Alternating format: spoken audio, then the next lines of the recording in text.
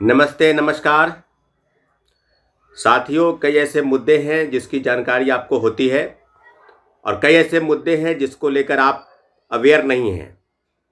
कुछ मुद्दे जिसको लेकर सरकार ने फैसला किया है कि हम संविदा कर्मियों को, जो लगभग 5 लाख से 6 लाख के आसपास संविदा कर्मी बिहार के लगभग 45 विभागों में नौकरी कर रहे हैं, और संविदा का जो वेटेज का लाभ है, कहीं न कहीं सरकार ने उसको देखने का फैसला किया है।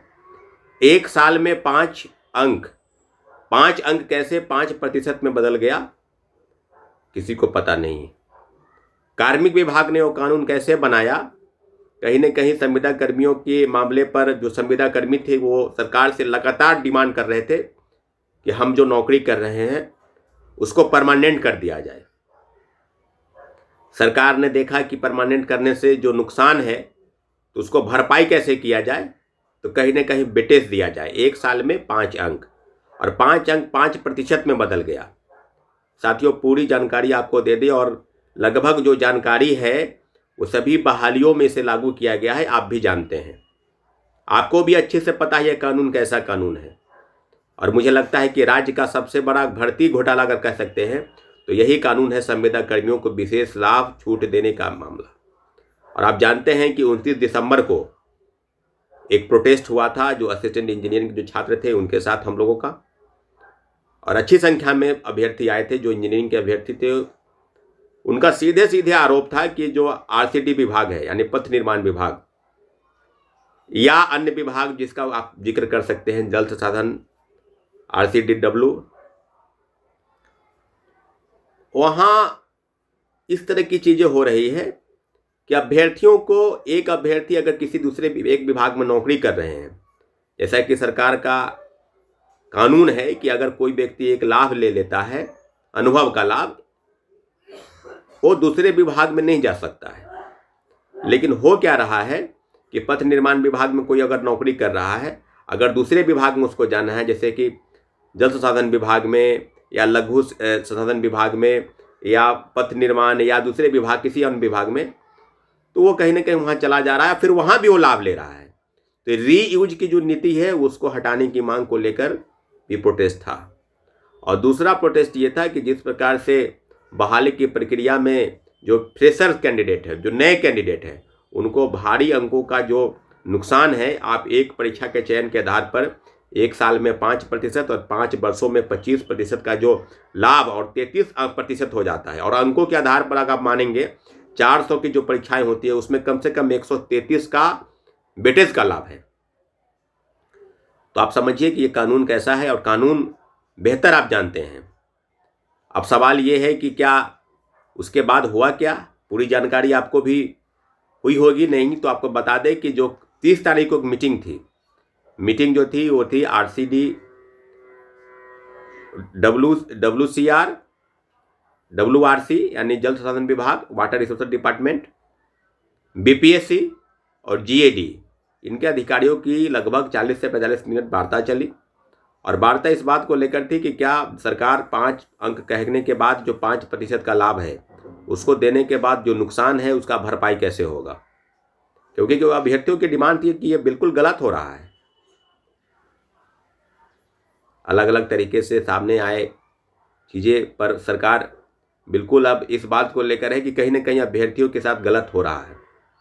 अब 3-4 दिन के अंदर उसका पूरा अपडेट मिलेगा कि क्या उस पर निर्णय हो रहा है। पहला कि कानून में परिवर्तन किया जाए, अभ्यर्थियों की डिमांड अगर ऐसा सरकार करती है तब, पहला कि अगर 90 और 10, अगर 10 अंकों का छूट अगर मिलता है उनको 1 साल में, तो कम से कम वो आंकड़ा 10-11 नंबर के आसपास हो जाएगा, तो यह अभ्यर्थी इसको मैनेज कर सकते हैं।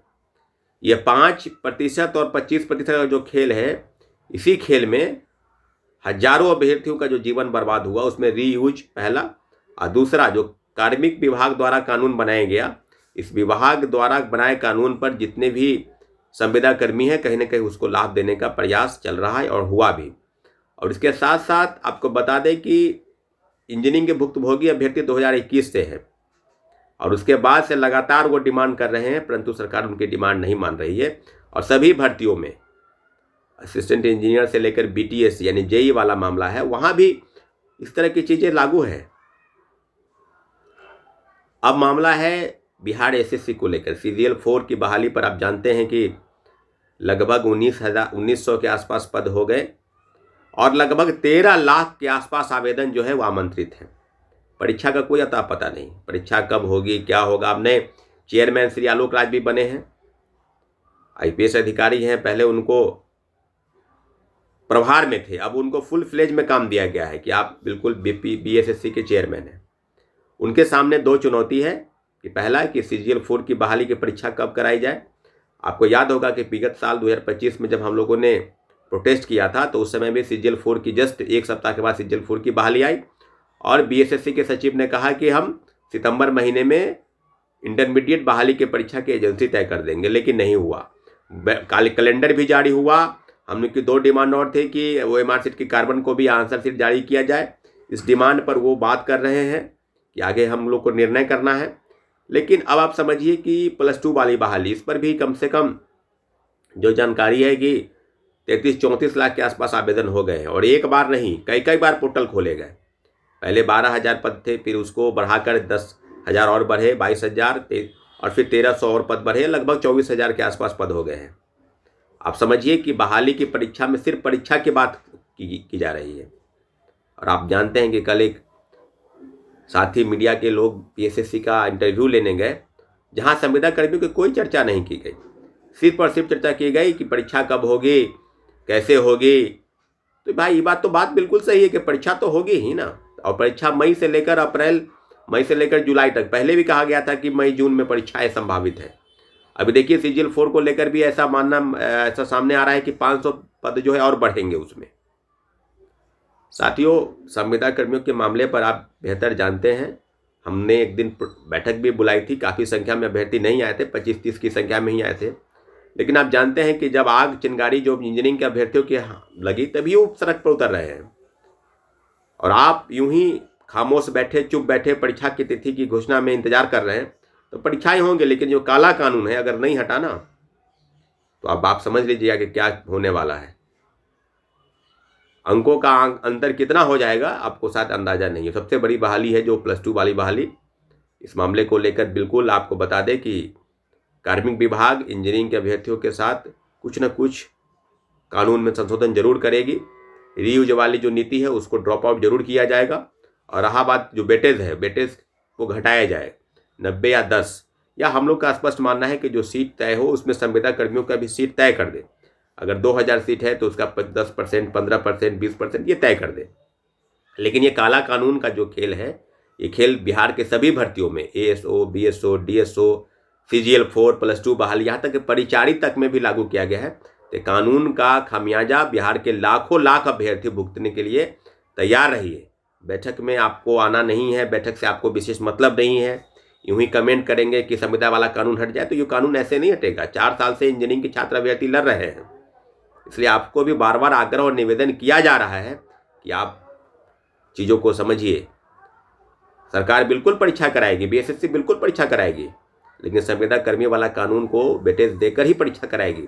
जब तक ये कानून नहीं हटेगा आपको कोई अतिरिक्त लाभ नहीं होने वाला है साथियों। इसलिए आप समझिए, इंजीनियरिंग के अभ्यर्थी तत्पर है तभी प्रोटेस्ट हुआ, तभी संख्या में अभ्यर्थी सड़क पर उतरे अपनी मांगों को लेकर। और बड़ी संख्या में जो मीडिया के कर्मी हैं जिन्होंने कवरेज किया, उनको भी बहुत बहुत धन्यवाद। कितने महत्वपूर्ण विषय को आपने बिल्कुल राष्ट्रीय स्तर तक के न्यूज़ चैनल को आपने दिखाया, इस खबर को कि बिहार में किस प्रकार से मेरिट का गला घोटा जा रहा है और संविदा कर्मियों को विशेष वेटेज का लाभ जो दिया जा रहा है। ये खेल, ये नीति कहीं ना कहीं बिहार सरकार जो बैकडोर से खेल रही है, ये नीति नहीं चलेगी साथियों। पैसे लेकर संविदा कर्मियों की बहाली कैसे होती है आप जानते हैं। बेल्ट्रॉन के सहारे, उर्मिला फाउंडेशन के सहारे, या कई एजेंसी है जो बहाल करती है पहले और उसके बाद नियमित करने के लिए फिर इस बहाली में उनको वेटेज देती है। ये कानून बिल्कुल हटना जरूरी है साथियों। और आपके लिए SSC, CGL 4, ASO, BSO, DSO या कई अन्य बहाली, जितनी भी बहाली है, या बहाली में अगर कानून रहा तो फिर आप समझ लीजिए कि क्या होने वाला है। इस वीडियो को शेयर कीजिए ताकि हमारी बात जितने भी संविदा कर्मियों वाले कानून पर के जो अभ्यर्थी हैं जिनको नुकसान होने वाला है, उन तक हमारी बात पहुँचे।